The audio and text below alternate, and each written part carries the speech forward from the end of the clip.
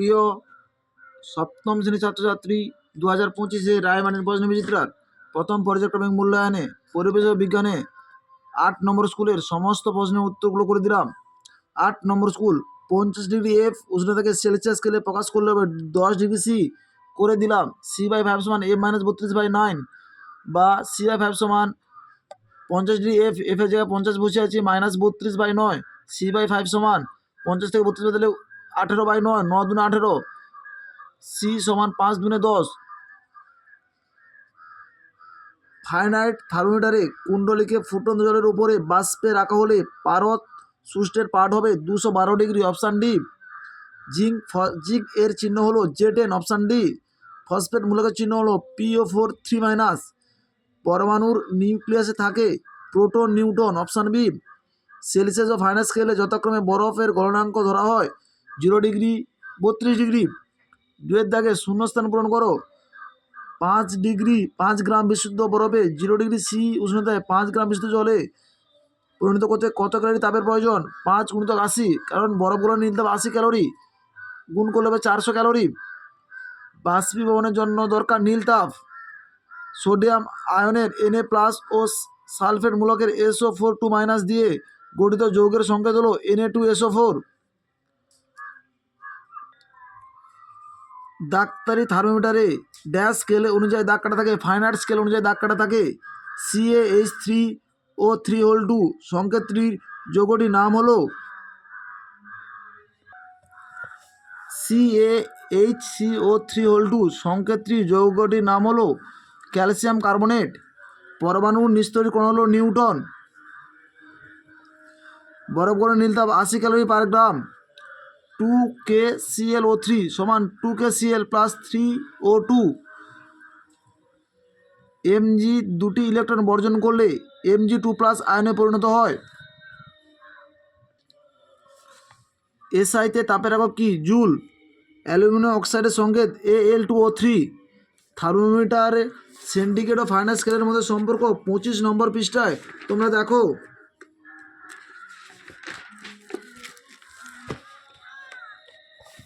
Celsius ও Fahrenheit স্কেলের মধ্যে সম্পর্ক 25 নম্বর পৃষ্ঠায় রয়েছে।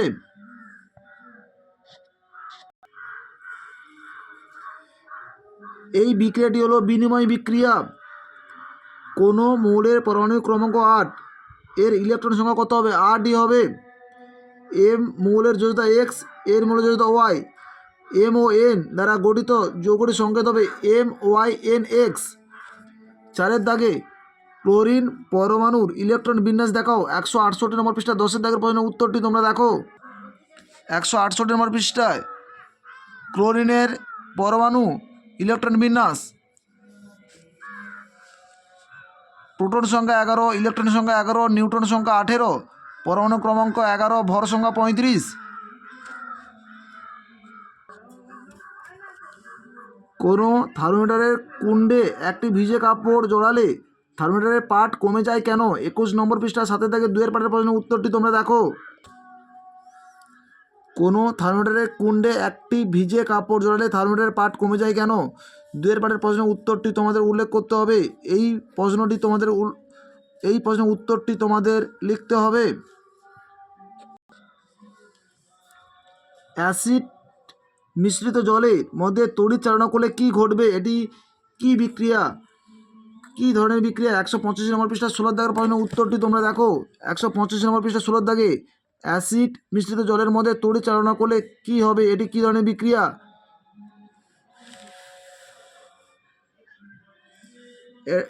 বিয়োজন বিক্রিয়া। এই প্রশ্নের উত্তরটি তোমাদের উল্লেখ করতে হবে।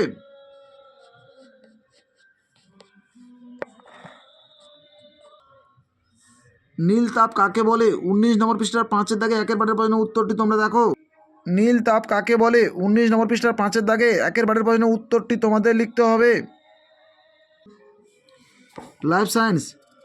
এমন একটি খাদ্য উপাদান যা থেকে শক্তি পাওয়া যায় না। Vitamin, option C. অক্সিজেন পরিবহন করতে সক্ষম খনিজ মৌলটি হলো আয়রন, অপশান এ। মূত্রের মাধ্যমে প্রতিদিন দেহ থেকে গড়ে কত লিটার জল বেরোয়? 1.5 থেকে 2 লিটার, অপশান এ। নখ ও চুলে থাকে কোন প্রোটিন? কেরাটিন। 2 থেকে শূন্যস্থান পূরণ। খাদ্যে উপযুক্ত পরিমাণে প্রোটিনের অভাব ঘটলে 1 থেকে 4 বছর বয়সের শিশুদের যে অপুষ্টিজনিত রোগ হয় তা হলো কোয়াশিকর।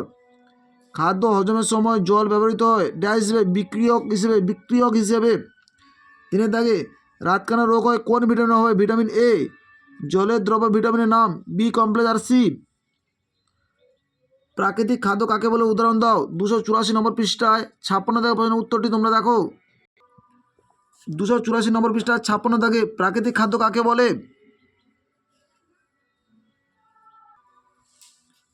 মানুষের ওজন বেড়ে যাওয়ার ফলে কি কি সমস্যা হতে পারে? 268 নম্বর পৃষ্ঠায় 35 দাগের প্রশ্নের উত্তরটি তোমরা দেখো। 238 নম্বর পৃষ্ঠায় 35 দাগের প্রশ্নের উত্তরটি তোমাদের লিখতে হবে।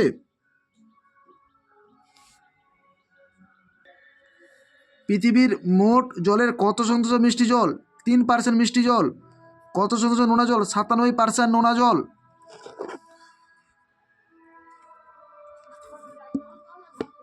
আমাদের ভিডিওটি যদি তোমাদের ভালো লেগে থাকে তাহলে তোমরা লাইক করো, শেয়ার করো, কমেন্ট করো। আমাদের চ্যানেল নতুন হয়ে থাকলে চ্যানেলটিকে সাবস্ক্রাইব করে পাশে থাকা বেল আইকনটিকে ক্লিক করো।